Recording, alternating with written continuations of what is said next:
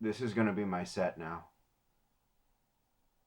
About a year ago, I was struck by a vague memory. You know, those weird, half-formed recollections from your childhood that never really go away, but they've also never really contributed anything to your life? This was that. TBS used to have a Gilligan's Island-themed reality show. I needed to look this up, just to remind myself it existed, just to scratch that itch of a memory like a song you can't get out of your head until you listen to it. But I can't, because most of this show has been lost to the sands of time, and all I remember about it is that it existed. There's never been an official release of this show for DVD or streaming, and no one seems to have bothered recording it in its entirety when it aired. And that's kind of sad, right? I mean, don't get me wrong, I'm not saying that the real Gilligan's Island is some kind of lost classic that society is sorely missing, but it just feels wrong that a piece of media from as recently as the mid-2000s can go missing just because nobody cared about it. Even the people who do remember the show seem to remember it ironically, as if the very act of remembering it is a joke all on its own. This show has exactly one user review on IMDb, and it says, "For the last 16 years, I thought this show was a horrible fever dream, hanging out on the outskirts of my memories. Damn right I watched every truly terrible episode of a Survivor ripoff." What a wild trip this show must have been. Now, this may be a trashy basic cable reality show, but it is a story, and all stories, yes, even this one, deserve to be told. Somewhere out there on the vast sea of all art, the real Gilligan's Island is clamoring to have its story told. But who will save our garbage? Excuse me? Excuse me!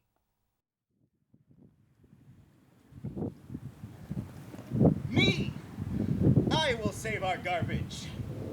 And that's why today we're going to look under every rock, check every archived web page, and examine every surviving clip so that we can properly resurrect the lost Gilligan's Island reality show. So just sit right back and you'll hear a tale of a fateful trip that started from this tropic port aboard this tiny ship.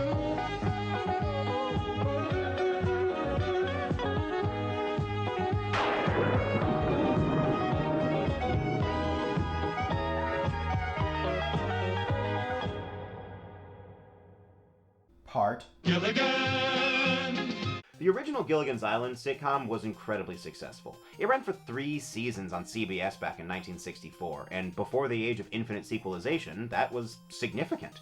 And it was brought back in the late 70s for a series of made-for-TV sequel movies. Rescue from Gilligan's Island, The Castaways on Gilligan's Island, and The Harlem Globetrotters on Gilligan's Island. I am making none of these up.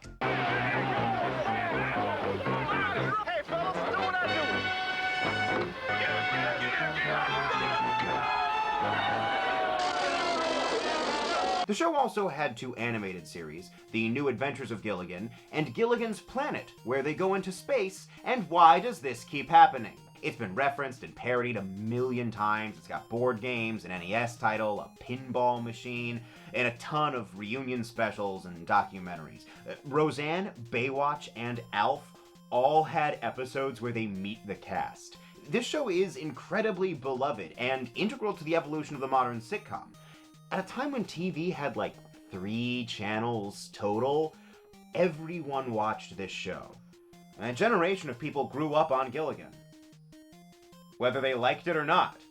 The series centers on 7 characters who are stranded on a desert island after a storm knocks their ship off course. Now they all have to learn to work together to survive, even though they were only ever planning on being together for the length of a 3-hour tour. The cast is pretty two-dimensional and self-explanatory. Gilligan is the bumbling first mate, the skipper is big and gruff, but he's a softie on the inside. The Howells are stuck-up millionaires, Ginger is Marilyn Monroe, Mary Ann is the sweet farm girl, and the professor is the only viable male dating option. Gilligan and the skipper are in a monogamous owner-pet relationship. But now, it's 2004. What's up? Gas is $2 a gallon, Nicolas Cage is stealing the Declaration of Independence, and America has been mourning the loss of delicious, delicious new Coke for 2 years.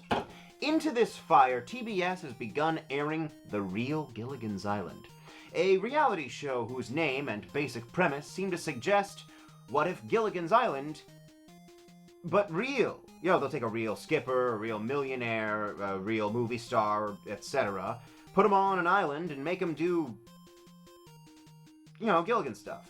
Calling all castaways. Be part of the new TBS original series, Gilligan's Island. Are you a millionaire? A movie star? A Mary Ann? Log on to tbs.tv to find out how you can end up in this tropic island nest. I mean, honestly, that sounds kind of fun, right? I mean, you can watch a bunch of people from incredibly different backgrounds learn how to work together and survive, sort out responsibilities, and learn what they can all bring to the group. I mean, that could be interesting. I mean, it's not like they're gonna just use this premise as an excuse to rip off Survivor or something. Tonight on the season premiere of The Real Gilligan's Island, the 14 castaways set sail on a 3-hour tour. 16 Americans begin an adventure that will forever change their lives. They are marooned on a deserted island. They'll be marooned, left to fend for themselves. No phones, no lights, no motor cars, literally not a single luxury. No creature comforts. They are wiping the slate clean. The 100-degree temperatures, the giant iguanas, the poisonous snakes and tarantulas. A beautiful but dangerous jungle in the middle of the South China Sea. They must compete to be rescued and win the grand prize. In the end, only one will remain and will leave the island with $1 million in cash as their reward. Okay, I know that looks like they were just ripping off Survivor, but,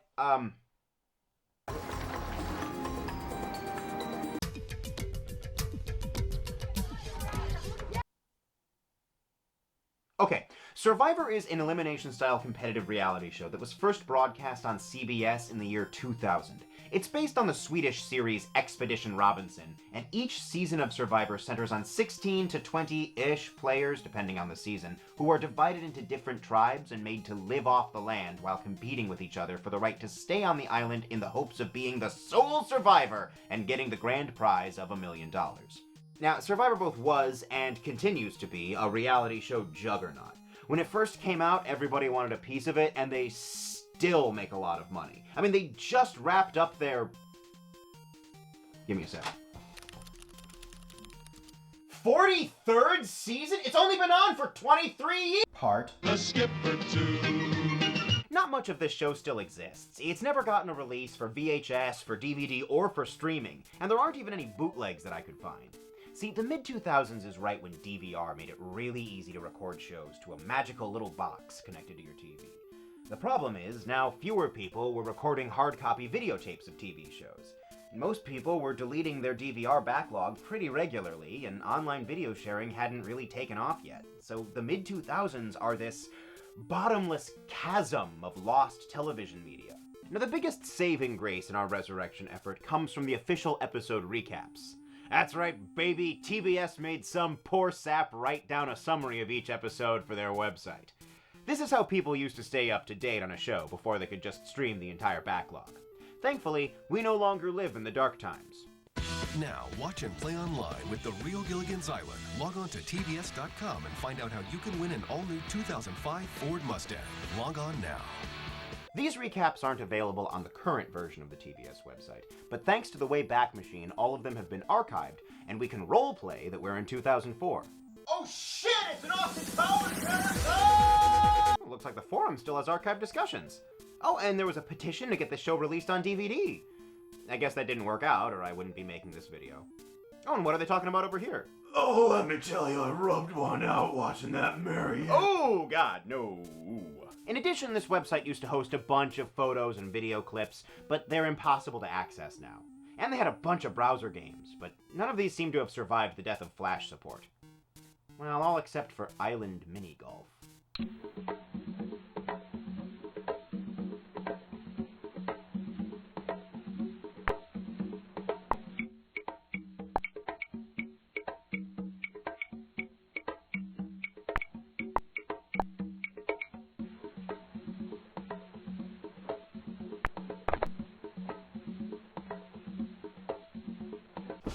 Visually, all we have are the clips and promotional materials that have survived on YouTube, and I will be showing you those when I can. However, the things that I'm going to show you today are pretty much the only parts of this show that still exist. There are still massive gaps, which I will recreate using quotes pulled from the recaps, and my screen-accurate popsicle stick figurines that I made at 2 a.m. last night.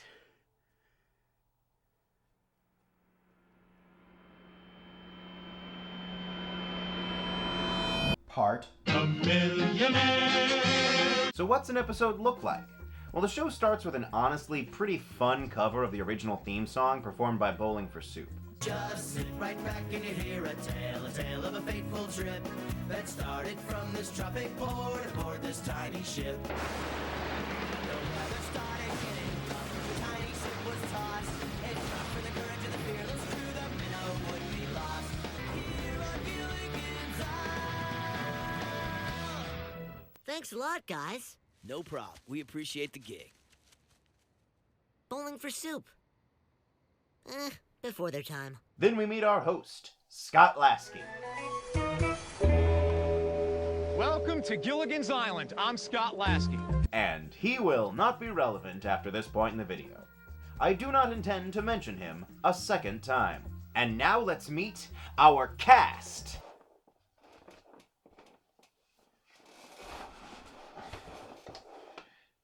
This is our Gilligan. His name is Chris O'Malley. He works at a marina, and he once crashed a $1 million boat into a $2 million boat because he was distracted by a pretty girl. She was wearing a bikini at the time. Our skipper is Bob Fay. He is the most Bostonian to ever Boston a Boston. I am the skipper because of my qualities, my background, my experience, my leadership. Now, I'm a great North Atlantic seaman. I've been skippering boats for 30 years. I'm a natural leader. He's actually from Plum Island, but if there's one thing I know about Bostonians, it's that they famously have no problem being used interchangeably with the rest of Massachusetts. Atlantic seaman. Our millionaires are Glenn Stearns and Mindy Burbano. I own 26 companies, and I'm used to getting my way. I'm used to being in control. And we didn't get to where we are by taking no for an answer, by losing. We got here because I feel we're winners, and we know how to get our way. So we're here to get our way. These two have appeared pretty regularly on TV already. Mindy has been a reporter for Entertainment Tonight and KTLA here in Los Angeles. She once also made a bunch of weird noises in front of Oprah. Would you just do some for the millions of people? And she was the gym teacher on The Princess Diaries. What am I, a duck? Her husband, Glenn Stearns, has since starred in the reality series Undercover Billionaire. I'll go to a city where I don't know a soul, and I'll start from the bottom with only $100, a cell phone with no contacts, and an old pickup truck. It's a reality show where he drives all around Erie, Pennsylvania looking for scrap metal to sell and leaving his car idling all night so he can sleep in it, all while somehow only ever having to buy 3 gallons of gas. There's this great moment at the end where he's started his new business and he has to reveal who he is to his new employees, but he then has to explain who he is because none of them have ever heard of him before. There's one thing that I've kept from you guys, one thing that isn't true. My name isn't Glenn Bryant.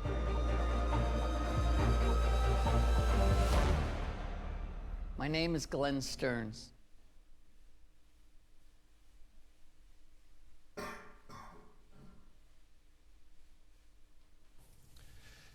Please clap. Our movie star is Rachel Hunter.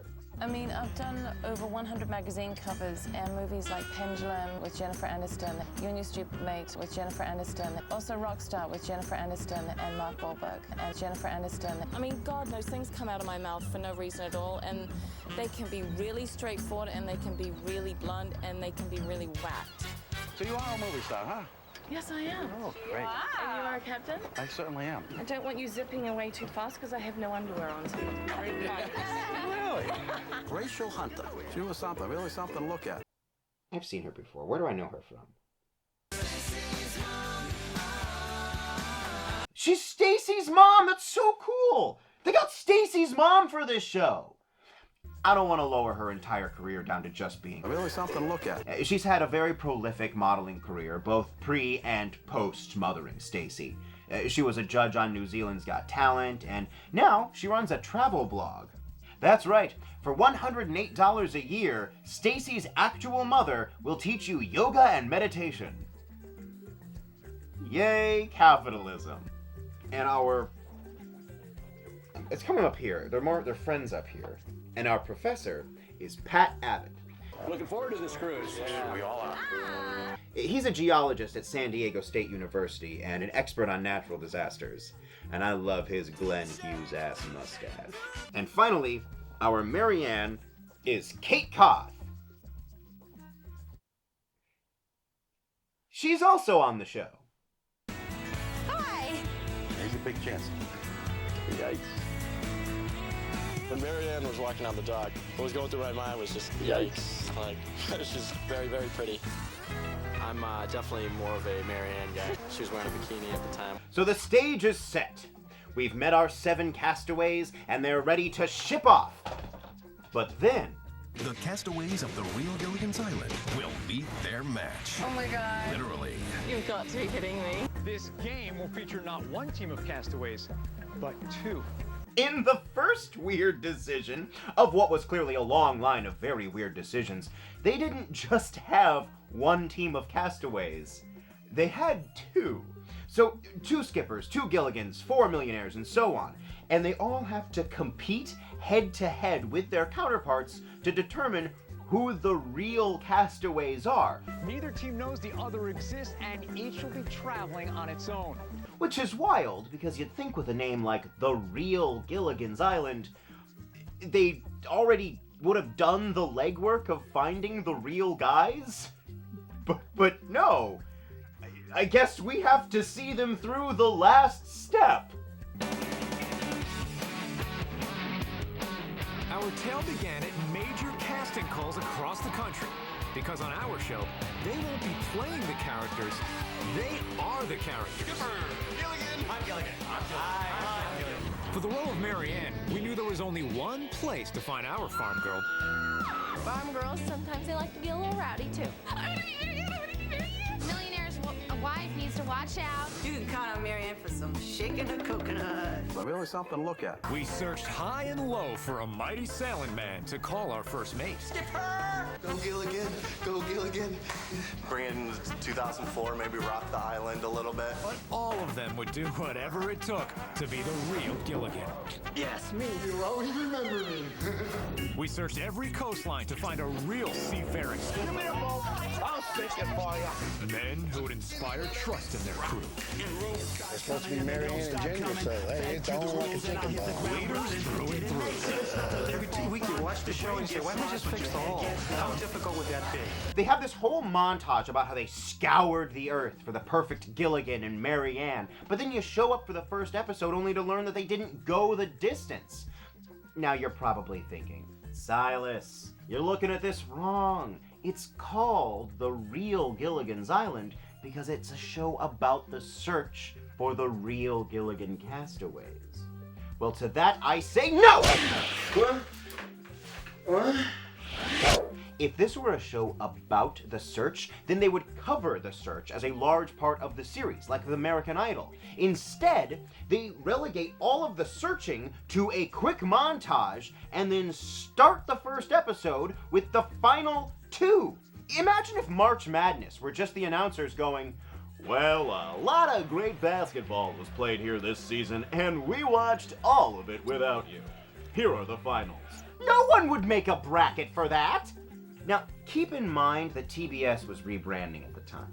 Their parent company, Turner, decided that both TBS and their sister channel, TNT, would get more viewers if they niched down instead of providing largely the same content.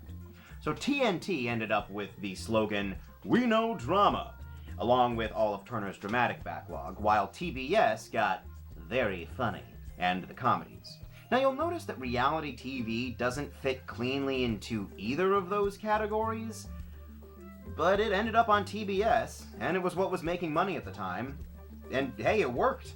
I mean, the first episode of The Real Gilligan's Island drew in like 4 million viewers. It was huge, but somehow, of all those people watching it, none of them seemed to preserve it. So the team I just introduced is the gold team. The other team is the green team. The green team's Gilligan is Mark Grosbeck, but he goes by the name Gooner. I didn't know you could say that on basic cable. Atlantic seaman. Their skipper is Jim Murray. He has a fantastic beard and owns a stonemason business. When I looked over at Skipper Bob, I thought, there can only be one captain in charge, and that has to be me. Their millionaires are Bill and Donna Beavens. They enjoy offshore powerboat racing. I'm not sure how powerboats race on the shore, but that's rich people knowledge. Their movie star is Nicole Eggert. She was Summer on Baywatch, and she briefly lived in Mario and Luigi's bathroom mirror. Hi, are you the Mario brothers? Sure are. Oh, you're Nicole Eggert. We watch your show all the time. Mario and I are your biggest fans. And their professor is Eric Anderson. He's a sociologist who has written quite a lot about the nature of masculinity, sexuality, and how they intersect with team sports. He's also written about non-monogamy and his time as an openly gay cross-country coach. He seems pretty cool. I like him. And their Marianne is Amanda Dodson. She has a pet cow. And that's our players. To start off, each team thought that they were the only team on the island, so they have to have this scene where they meet up and go like, "Whoa! I thought I was the only Marianne." Immediately we find out that Millionaire Donna sucks. She's the worst person on the island by like a lot. At one point, she and Mindy are talking, and actually, wait a minute, I have toys for this. So Mindy and Donna are talking, and Mindy mentions that she has stepkids, to which Donna looks at her in her face and says, "We have 2 kids, and they're our kids. Bill and I are in our first marriage, so we have a real family." But Millionaire Donna is at her absolute worst whenever Professor Eric comes up. Because Millionaire Donna is a raging homophobe, and Professor Eric is gay. Don't you think there's people out there having sex with snakes and stuff? Come on, guys. Because I'm sure there's people out there having sex with dogs, not us, not normal people. So if you cross the line and say a marriage is between a man and a woman, you could have a man walk in and say, "Well, I'm in love with my snake. Who's to tell me I can't marry my snake?" Do you ever think about how the vast majority of humanity's creative endeavors have been lost to time simply because nobody thought they were worth preserving? Like, how many Word documents full of poetry that have been deleted by embarrassed writers, or how many paintings painted over for lack of a new canvas. I mean, all these beautiful works are just gone, even though they were valued by their creators, just no one else. They were tossed aside, maybe because they were left somewhere a day too long, or the artist died suddenly and their immediate family didn't understand the work's value. I mean, whatever happened to the ramblings of every Victorian, Elizabethan, ancient Roman, Shang dynasty child who wrote down their thoughts for no one? That's all just gone. So many things are gone because nobody bothered to record that they existed. Now I ask this because somehow, for whatever reason, this clip of Millionaire Donna being homophobic has been uploaded to YouTube 3 separate times. It's the most well-documented part of the show. And this, right here, this is why we need to preserve this show. Because otherwise, history is just going to whittle it all down to this one homophobic soundbite and call it a day. I can't let that be this show's legacy. I gotta save the good parts. Wherever those are. Part. And his wife. The show is only 5 episodes long, and it's divided into 2 rounds. Round 1 is the first 3 episodes, where the true castaway is chosen for each role by pitting the 2 contenders against each other in a challenge to decide which one gets to stay and which one has to leave. I thought the point of the original Gilligan's Island was that they were trying to leave, but that doesn't translate very well into Survivor, now does it? Instead of referring to losing as leaving the island, they say that they've been banished to the other side of the island. In universe, the losing contestants are just over there. In addition to getting to stay in the game, the winner of each competition in round 1 also gets a reward for their team. The rewards range from beds to towels to a fucking pool at one point. The rewards are all over the place. Now I'm gonna be real with you. A lot of what happened in this show is just the standard manufactured drama that you'll find in any season of Survivor, or its various knockoffs. And that's all been preserved in the full recaps, which I will link in the description below. But I don't really want to run the risk of having this video turn into a 3-hour-long rehashing of long dead drama. So instead, I just want to focus on the parts that stood out to me as being representative of the way the show was made and the world that made it. So, let's go. Episode 1. Millions of people are talking about TBS's The Real Gilligan's Island. It's not gonna be such a friendly little hut. I want it bad. I want a bed too. The Real Gilligan's Island. Don't miss the 2-hour finale, Tuesday at 8/7 Central on TBS. The first thing I'd like to go over is the first competition of the show. It was set to eliminate a skipper. They have to swim out to a platform that holds a fire pit, then pull that platform back to shore and use the fire pit to light a torch. They all take off, and the gold team takes an early lead when right out of the gate, first competition of the show, Skipper Bob collapses in the water and seems to be drowning. As soon as Skipper Bob goes down, the rest of the gold team jumps in to help get him to safety, and an argument breaks out between the two teams. Green team plays down the severity of the situation, while gold team is upset that green team did nothing to help this man who was clearly having a medical emergency in the water. Basically, green team goes, he was just tired, and gold team goes, for somebody to equate being a little tired with a medical emergency was absurd. I had to let them know that they were trivializing a serious incident. And then green team goes, there's not a thing we can do about it. You're jealous we won and you lost. Skipper Bob returns to camp, but only long enough to give his hat to Skipper Jim and graciously bow out of the competition.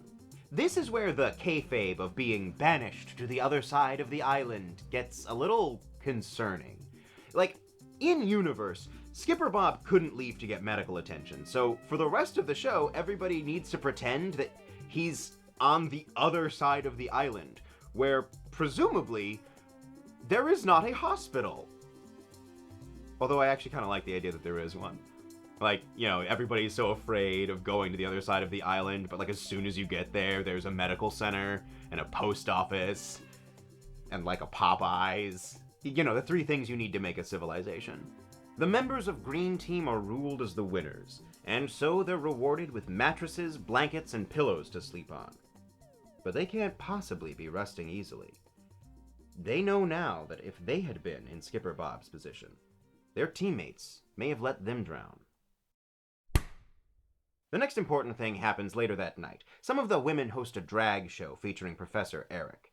They use the Millionaire's clothes, which pretty clearly upsets Donna and Bill. Okay, we'd like to introduce our professor of astrophysics, Erica. Astrophysics?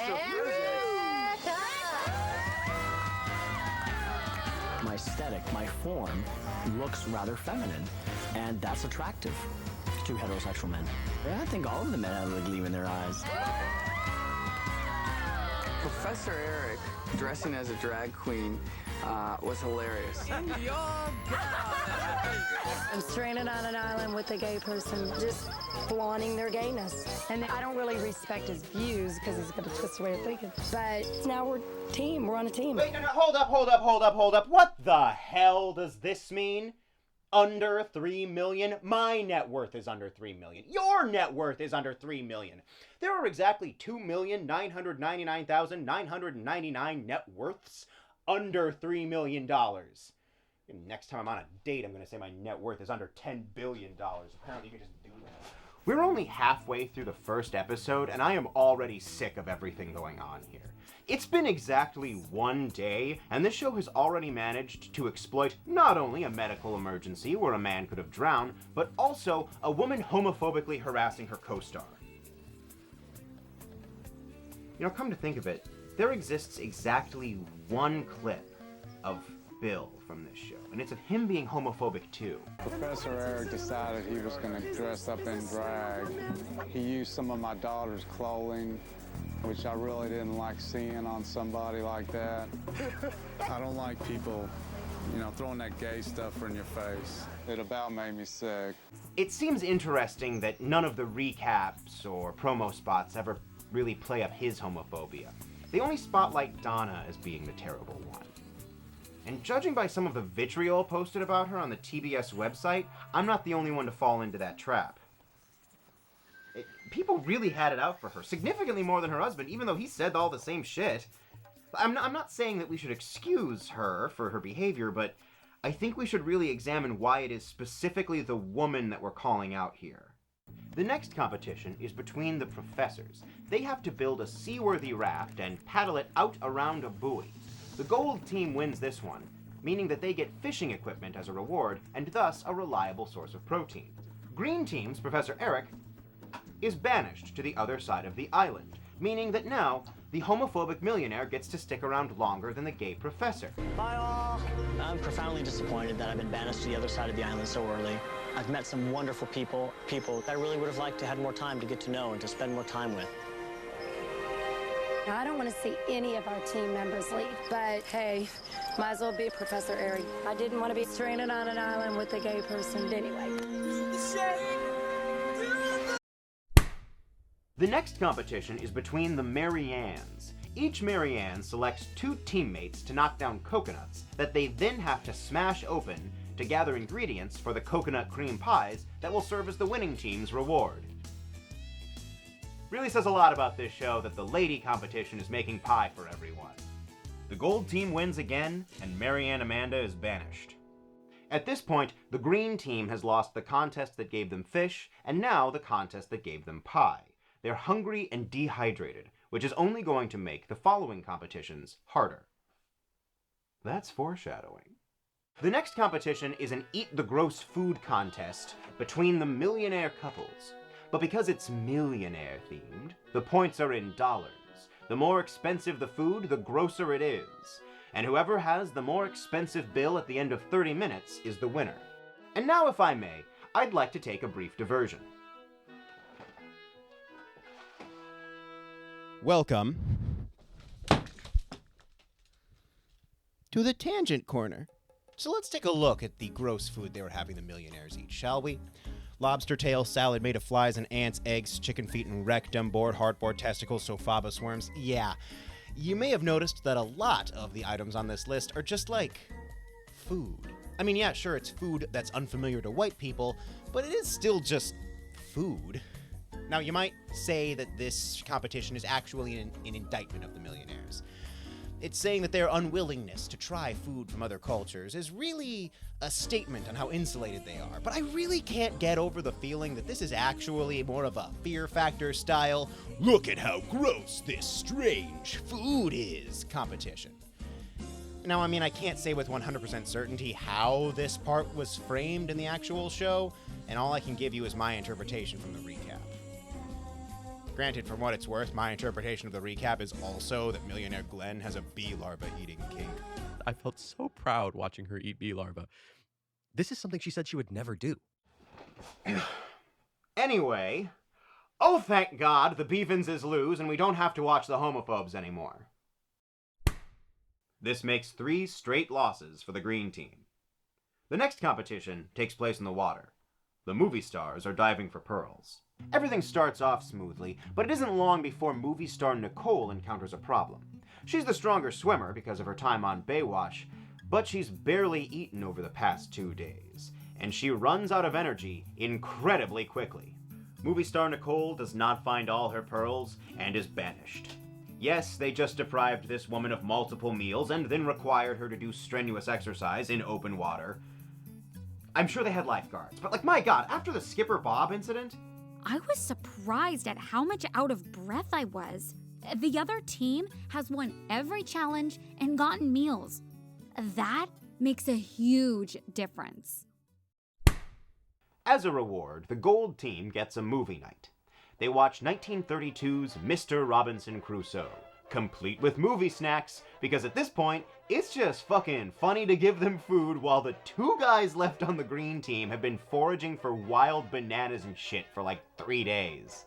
This is probably why Gilligan Gooner moons them at the screening. And why Skipper Jim burns a gold effigy in front of them, asserting that he thinks they're worthy of being burned and that they will be destroyed in the final challenge. Skipper Jim, that might be going a little too hard. Maybe back off a little bit. There's only one competition left, and it feels like we're reaching the end of a very tidy narrative, doesn't it? The green team sought only victory, and they were punished for it. They've won only a single challenge, and that's because the other team's contestant had to seek medical attention. They've been starving and cold ever since the first challenge as a result of their own lust for power and victory. Meanwhile, the gold team has supported each other every step of the way, and they've been rewarded with a lot of food and comfort. Not only do they know they can depend on each other, but they've enjoyed a lot of tangible rewards for their behavior. And that feels like a nice moral. Be nice and you'll be rewarded, right? However, the story doesn't end here. See, after the final challenge, there won't be teams anymore. It'll be everyone for themselves, and the contestants all know that. Meanwhile, Marianne Kate and movie star Rachel have a big fight about the crackers. Oh God, the crackers. The crackers. Okay, see, Marianne Kate was in charge of watching a basket of crackers. Don't ask me where the basket of crackers came from, I don't know, but they mysteriously disappear. So movie star Rachel accuses Marianne Kate of eating them instead of guarding them. Marianne Kate then accuses movie star Rachel of eating them, somehow. This ends up blowing up into a huge argument, and I don't care. I'm sorry. I know that this video is supposed to help preserve a piece of lost media, but I cannot bring myself to care about this cracker fight. It seems to have mattered to the contestants. I mean, they reference it in later episodes, and I get the impression that it had a ripple effect on how they all treated each other afterward, but I cannot bring myself to care. And I want to make that part clear. It's not that I don't want to care. It's that I can't care. Every time that I read this section of the recap, I try to piece together the fallout from the cracker argument, and my brain just puts up a wall. It says, no! You will not learn this. The cracker fight does not contain any information that can be allowed to pass through this wall. I don't know what life is like on the other side of understanding the cracker argument, but I do know it's not worth it.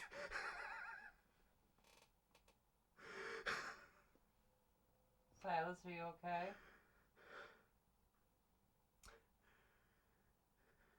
Silas? Huh? You okay?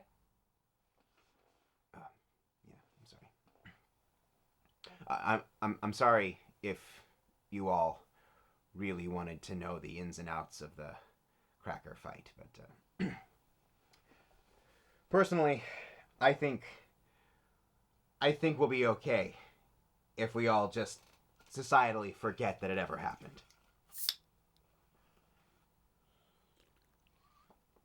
Is that really new Coke? No, it's a can of Sprite. I made a fake label and I wrapped it around it. You know, new Coke is actually like $1,000 now, like real new Coke. It costs a butt ton. I have no clue what genuine new Coke actually tastes like. That's weird. The next day begins the final challenge. This time it's Gilligan v. Gilligan. Dawn of justice. The Gilligans have to sit in spinning chairs while trying to collect water that comes down from above them. Then run that water over to a set of scales, and whichever Gilligan collects the most water wins. Thank God the producers did not actually dehydrate the losing team this time. I hope. Well, Gilligan Chris wins this one. What? I'm not saying that. Gilligan Chris wins this one, and Gilligan Gooner is goon for good. There, are you happy? The teams are merged, and by that, I mean the gold team just kinda absorbs Skipper Jim because they won every single challenge. Everyone, including Skipper Jim, then gets to enjoy the final reward. Everyone gets proper bedding for round 2 and a lobster dinner. But it begins to rain, and the feast is cut short due to an approaching hurricane! You work hard. You play hard. But not everything is hard. When I need something to treat my erectile dysfunction, I subscribe to Salasky. Salasky is a YouTube channel that explores and analyzes obscure media. Subscribe to Salasky and hit the notification bell to stay up to date with the Salasky channel. Tell your doctor about your medical conditions and all medications, and ask if you're healthy enough for watching YouTube. Don't drink alcohol in excess with Silas. Or do. I'm not your dad. Side effects may include headache, upset stomach, delayed backache, or muscle ache. Statistically, if you watch Salasky, there's a small chance that I'll show up at your house and beat the crap out of you just because I enjoy the smell of blood. To avoid long-term injury, don't be that guy I beat up. In fact, I'll let you know right now his name is Devin. See? If you are named Devin, then you have nothing to worry about. Seek immediate medical help if you experience priapism, an erection lasting more than 4 hours. That has nothing to do with this channel, but you should probably do it just for your own safety. Also seek medical attention if your name is Devin and you live in South Bend, Indiana. If you have a sudden decrease in vision, it won't matter anyway because you won't see me coming. Talk to your doctor because you're about to get wrecked, Devin. Salasky, the YouTube channel you need. I subscribe to Salasky so I can smash that like button. The hurricane meant nothing. It was just there to make a cheap cliffhanger. A couple of branches fell down, but everything's good. Welcome to round 2. Part The Movie Star. The first episode of round 2 has 2 sets of competition and voting. The first competition in each set is simply for a prize and to show off your value to the team, while the second competition is for immunity, when they all vote someone off the island. Sorry, I mean when they all banish someone to the other side of the island. Now we are dangerously close to the end, and I am having a lot of trouble finding the parts of this show that are worth preserving. But there has to be. Like, I did a lot of research, and it took me a lot of time, and that can't be for nothing. There has to be something in here that's worth all of this effort. Oh, but there is. Skipper Bob? You're alive! That's right, my boy. I'm not a boy. Oh, sorry. Yeah, it's okay. You're from 2004. I'm here to tell you there is something in this show worth saving. It's my story. I didn't get a chance. I was forgotten and abandoned. I mean, you were the first off the show, yeah, but reality TV is unfair. That's hardly news. So what? I had to live through this. This is my life. To you, I'm somebody on screen that perpetually exists in 2004 as a character. I'm no different to you than SpongeBob SquarePants. Or Sheldon from The Big Bang Theory. What's The Big Bang Theory? Doesn't matter. From my perspective, this was never about which team would win. This was about whether or not I could go home. I have a life that I could have lost. But I had a $250,000 cash prize to win and a TV show to make, and a bunch of people constantly pressuring me to do things I didn't want to do, all for the entertainment of strangers who won't ever think of me as a real person. Jeez, I'm sorry. Have you ever considered seeing a therapist? Funny you should mention that. Did you know there are actually therapists who specialize in the treatment of reality show contestants? I did not. Well, there are, and they're needed. These producers will starve you, sleep deprive you, lie to you, and manipulate you until you're the worst version of yourself, edit that to make you look even worse than that, and then broadcast it on national television as if that's just who you are. Now, excuse my language, but that's pretty fucked up. Yeah, that is pretty fucked up. Wow, you're right. I need to be selfless. I should completely disregard my own needs. I need to do this for you, Skipper Bob. God damn it, you son of a bitch, you're an American hero. Thank you for your service. Is there anything I can do to thank you for your help? Actually, now that you mention it, were you able to get in touch with that Rachel Hunter? Boy, I tell you, that broad was a hot piece of... Okay, that was stupid. Moving on, round 2. Now, everyone is on their own. Well, not really. I mean, by the rules of the game, they're all technically on their own, but the millionaires are actually married in real life, so if one of them wins the prize money, then they both kinda do. The millionaires basically get 2 votes. Now, the millionaires plan to form an alliance with Marianne, Kate, and Gilligan Cress, figuring that they'll be able to break them up when it comes down to the wire. It's almost like the millionaires have some kind of unfair advantage and get twice as many chances as everyone else somehow. Ah! What the Now that we're in the final 2 episodes and the teams have merged, things will inevitably get more political, so I've prepared this corkboard in the hopes that it will help keep everything straight. Marianne Kate wins the first competition, and her reward is a pepperoni pizza that she shares with Gilligan Cress. It turns into a date, and things get spicy. You don't have to do anything, you just fall asleep. Good girl. Good girl. I'm a good boy. Ooh, what are you doing? That feels good. Oh man, are you feeling stimulated all over? Yes. Wow. Oh. Hot. Next up is the immunity challenge. Millionaire Mindy smashes all the right coconuts and wins this one.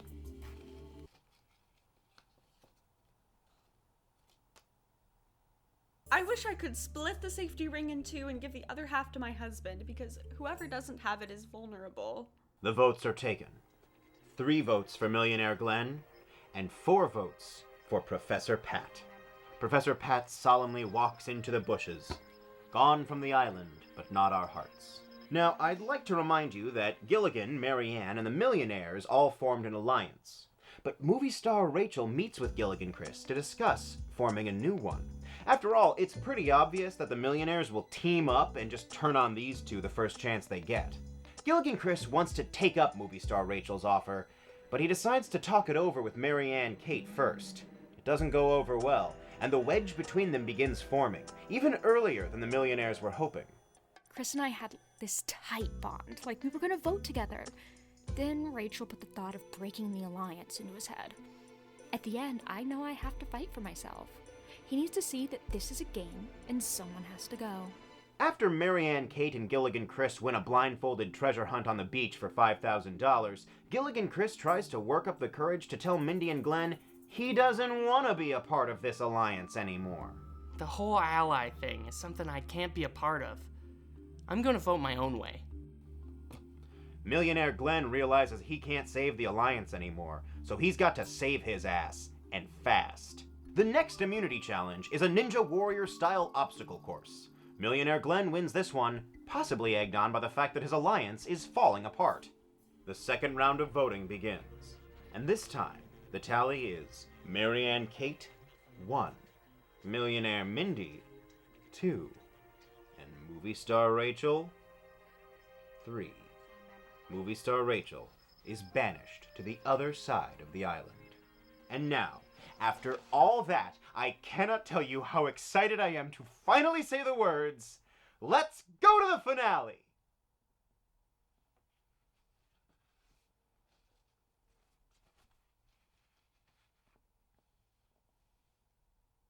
For the finale, the remaining contestants do one last competition to see who can get off the island. Whoever wins the final competition is rewarded with the grand prize of $250,000 and a 2005 Ford Mustang. I have no idea how that makes any sense within the narrative. I guess they're rescued by a guy in a car full of money. Quick, grab onto my sack of cash, I'll drive us off the island! With the alliance now well and truly broken, the millionaires re-strategize about their options going forward. But one thing is for sure, they want to make sure that they've still got Marianne Kate in their back pocket. I will go with her on either the skipper or Gilligan because I think she will live up to what she tells me, and that will get one of them off and assure me that my wife and I will stay on. For the first reward challenge, the host, Scott Lasky,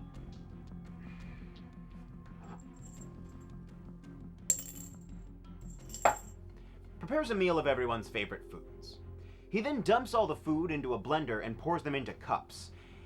It's gross, and that's really the only thing that comes from this. It will not be mentioned a second time. I really hope. Millionaire Mindy wins the next immunity challenge. And you'd think that since Millionaire Mindy now can't be voted off, it would be the perfect time for everyone else to pool their votes on Millionaire Glenn and break them up. But they don't. Gilligan and the skipper vote for Millionaire Glenn, but both millionaires and Marianne vote for Skipper Jim. I think Marianne Kate made the wrong decision. This might be one of the last times we could vote off Mr. Stearns. Voting to keep a multi-millionaire in a game with a cash prize over a working-class guy like Skipper Jim is just ignorant. I knew Gilligan Chris would be upset because I had the option to save his buddy and I didn't. It all came down to, do I break an alliance for money or not? And I decided no money is worth my word. So now it's basically inevitable that one of the millionaires is going to win. They're not outnumbered anymore. They can team up their votes for the last round with Marianne Kate. So as long as Gilligan Chris doesn't get the immunity, then the millionaires have a 2/3 chance of winning the whole thing. So if Marianne Kate doesn't want to break the alliance, then she needs to be completely positive that she can beat both of them in the final competition. Now it's possible that Gilligan Chris and Marianne Kate could try to team up against the millionaires, but their bond may not be strong enough to do that. I will do everything I can to break that relationship up. I hope Gilligan questioning Marianne Kate's integrity works to my advantage. We're trying to pull a coup on him, oust him by having Marianne Kate come over. I'm gonna figure out a way to lure that woman out of that hut at all cost. Suddenly, Marianne Kate bursts into their hut. She's come to vent about Gilligan Chris. It's like their plan has fallen right into their laps. Gilligan Chris and I decided we would take each other to the final two. Now I don't know. I'm really confused. I do have bonds with all of the people here, so I'm gonna have to break one of them. I thought yesterday I was stuck, and now it is worse. For the final safety challenge, everybody needs to stand on gangplanks and answer questions about their fellow castaways. Every time they get an answer wrong, they have to take one step closer to the edge. And are you kidding me? It's the penultimate challenge, and it hinges on answering questions about each other when two of the contestants are married. Ow! Where are these coming from? Gilligan Cress falls in the water first, then Millionaire Glenn. After all the questions have been asked, Millionaire Mindy and Marianne Kate must move closer to the edges of their planks every 5 minutes. After a 30-minute long standoff between them, Marianne Kate makes an offer. If Millionaire Mindy takes a dive, Marianne Kate promises not to vote for her in the final elimination. Mindy agrees and takes a dive.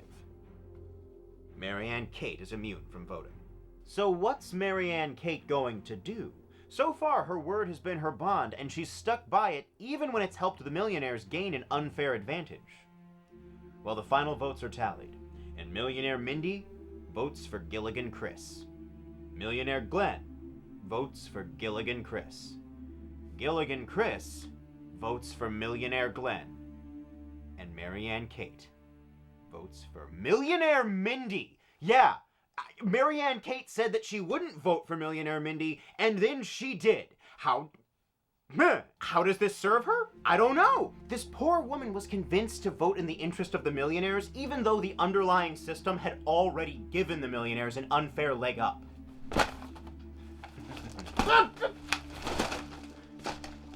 All Kate had to do was vote for Mr. Stearns, and it would have created a tie, but she couldn't even do that, even after she looked me right in the eye minutes before the actual vote.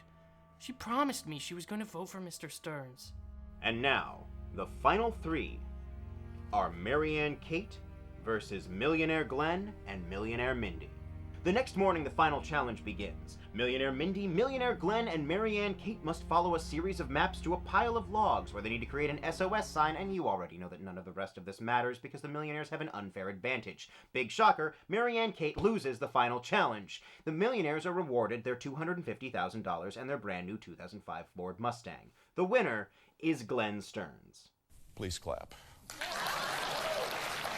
Part Jennifer Aniston. This whole idea was flawed from the start. In Survivor, you're there by choice and you want to stay there the longest to prove that you can survive. But in the narrative of Gilligan's Island, the castaways are trying to leave. They don't want to be there anymore. They need to learn to work together to get off the island. That's the whole point. But an elimination-based competition will only ever try to push them apart by its very nature.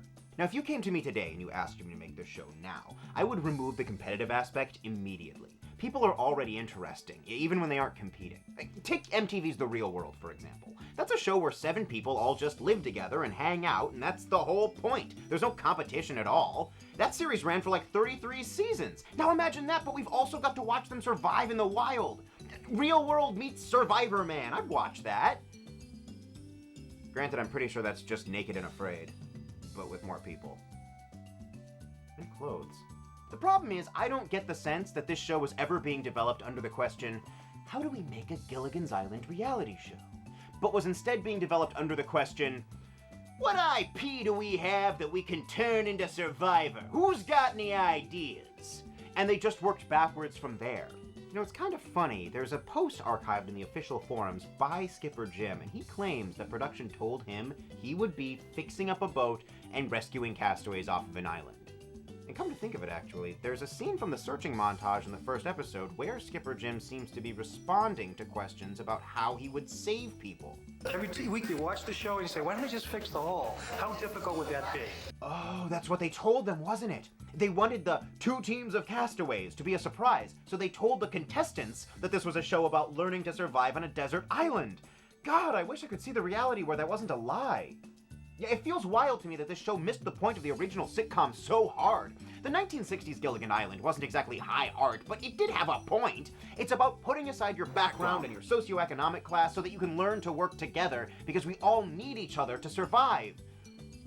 Gilligan's Island, but with real people, that's such a layup, it's such an easy sell. How was TBS even marketing this show? Ginger. Or Marianne. No, not the horny stuff. What were the press releases like? The new series assembles a cast based on the popular Gilligan's Island characters and leaves them stranded. Each week, 2 sets of contestants will attempt to get off their island. Well, that's just not true. They don't try to get off the island each week. In fact, they're actively trying to stay on until the very last competition. Also, is that there implying that each team has their own island to get off of? Did anyone know what was going on with this show? Many challenges are based on storylines from the original show. Challenges include many situations faced by the original cast, including building a seaworthy raft and knocking coconuts out of trees in order to get their juice. In another scenario, the millionaire couple eats a mystery meal. The only one of those challenges that even comes close to being a storyline from the original show is the raft. And honestly, putting people on a raft feels less like a delightful reference to a 1960s sitcom and more like a thing that just inevitably happens when you're making a show about an ocean. An island on the ocean where water is. Don't cancel me! After the contestants are stranded, they must work together to be rescued. I'm sorry, what? Why would this writer think that? I mean, I get why production would want to mislead the contestants, but this is for a press release. A journalist would have no reason to think that the castaways are going to be working together. What a weird mistake to make. The contestants and TBS The are executive tight-lipped about what producers they'll be offered doing to on the skip island these and on the professors. shore. First, I don't like it. All of these press releases make it sound like they'll be working together to try to get off the island. Now, either every single one of these press outlets made the exact same mistake, or that's the information that TBS gave them about the show. And if that's true, what a slap in the face to Sherwood Schwartz, the creator of the original Gilligan's Island and producer of this, who seems to have wanted something more centered around teamwork. Don't expect Survivor, Schwartz says. In Survivor, you have a mean-spirited nature. That was the opposite of Gilligan's Island, where people bonded and worked together. I started to think, wait a minute, what if we did a show where they all worked together?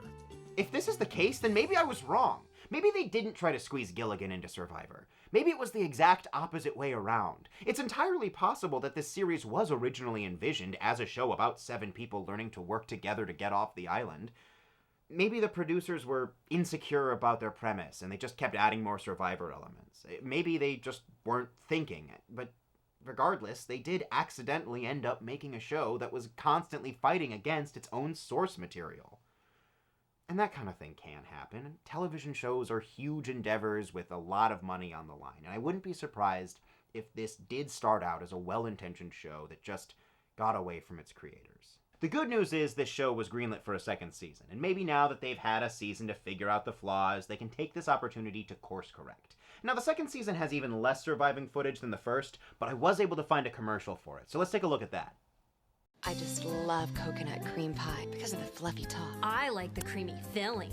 Fluffy top! Creamy filling! Fluffy top! Creamy filling! Skipper, think we'll ever get rescued from this island? Little buddy, who cares? The Real Gilligan's Island premieres June 8th at 9 on TBS.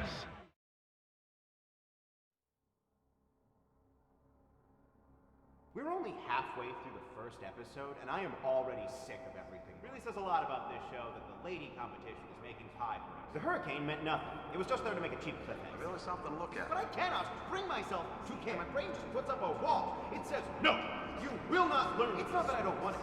It's that I can't. I can't let that be this show's legacy. You're never going to see him. I've got to save the good part. I don't know what life is like on the other side of understanding the trapper argument. But I do know it's not worth it. I think we'll be okay if we all just societally forget that it ever happened.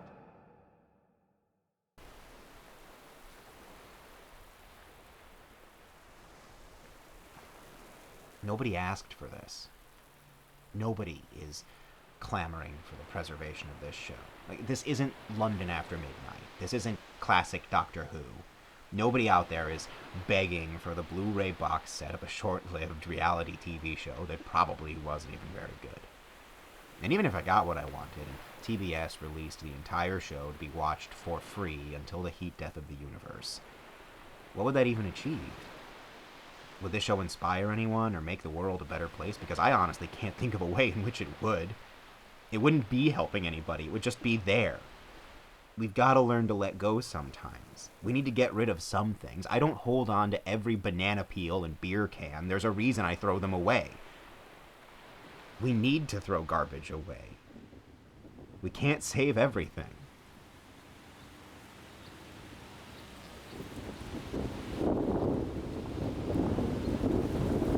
I think we're done here. Let's just take the L on this one and make a video about those old train commercials.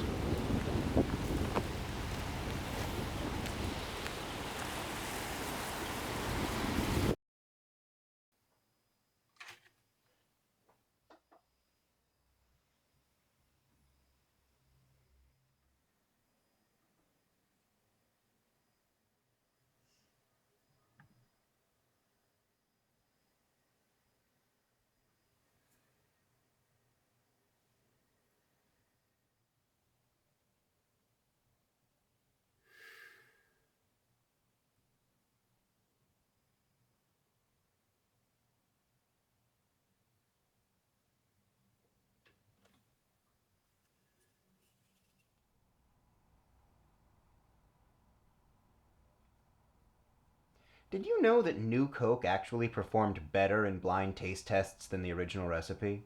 I mean, I made that joke at the beginning because I've always found it kind of hilarious that everybody, to this day, still makes fun of how bad new Coke was, even though it was apparently pretty good.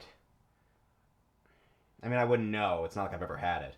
When it was discontinued, I was still young, and by that point, it had such a bad reputation. It's not like my parents kept any kicking around the house. Still, I would have liked to try it for myself. I mean, what a wild trip this soda must have been. I would have loved to be able to form my own opinion on it. I don't know, I guess sometimes we're so concerned with hiding our faults that we forget that the people of the future want to be able to see us for all our good parts and our bad parts. Sometimes things just seem different when you've got the perspective of history.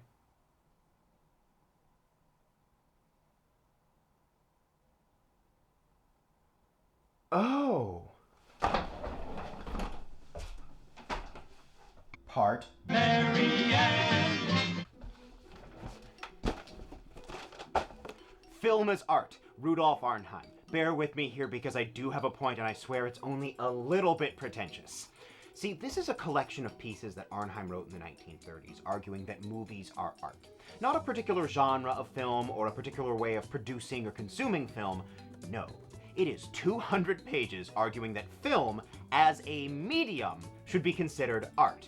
And he needed to argue that at the time. Movies were considered a carnival novelty back then. Like, take a look up there, Margaret, the pictures can move. But Arnheim argued that they're more than that. It was a radical idea. The Nazis banned the sale of this book.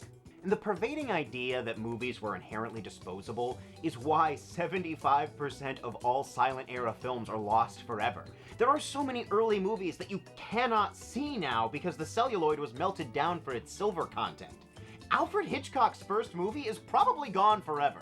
You might say that the entire concept of this reality show spits on the legacy of the original sitcom. But was the sitcom even that good? I mean, people have nostalgic memories of it, but there were also like 3 shows on TV back then, so a much larger portion of people watched it. By today's standards, it certainly is a sitcom, but is it really fair to judge it by today's standards? Is it fair to judge the real Gilligan's Island by today's standards? What is the magical point on the timeline where it's been long enough for us to have perspective looking back on something, but not so long as for us to have forgotten its cultural context? And this show may be garbage, but that doesn't mean it's without value. I mean, what a fantastic historical time capsule this show is. It's not just a show that was inspired by Survivor. No, it's a show that was built out of what the decision makers at TBS thought made Survivor successful in 2004. That's something that simply cannot be recreated. Reality TV was such a huge part of culture at the time, and this show's mere existence, exactly as it was made, demonstrates more about the philosophy of mid-2000s reality TV than could ever be conveyed by puppets alone. If there were a big box where I could save anything I wanted to for future generations, would I put this show in that box? No, I wouldn't. It's homophobic, it's racist, it's sexist, it's existed to exploit people, and on top of it all, it's not very well put together. But that's just me editing the past to make it more palatable for the future, isn't it? And the future should be allowed to see us for all our faults. It doesn't matter if I want this show in that box or not, because we don't get to decide what's worth preserving. The people we're preserving it for do. The good news is, this exists firmly in the past, and we can rest easy knowing that both television and humankind have evolved since the real Gilligan's Island. The original Love Boat was about characters finding love on the high seas. Here on the real Love Boat, real singles are hoping to find their soulmates. And to help them find love, just like on the original series, we have our captain, the bartender, and our cruise director.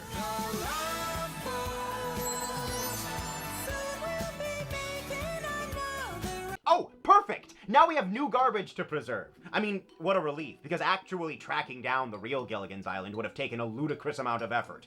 I mean, you'd have to scour archive.org, check forums for lost media, join a Facebook group dedicated to the show, and constantly be searching eBay for pre-recorded blank VHS tapes. And it'd really suck if after a full year of searching, you finally found someone who did manage to record tapes of the show and put them up on eBay, only for you to discover that the auction both opened and closed while you were moving. And hell, even if something that crazy did happen, you'd have to then reach out to that seller in the vague hope that they recorded a backup that they'd be willing to send you. And even then, you'd be looking at maybe a 1 in a million chance of actually finding the real Gilligan's Island.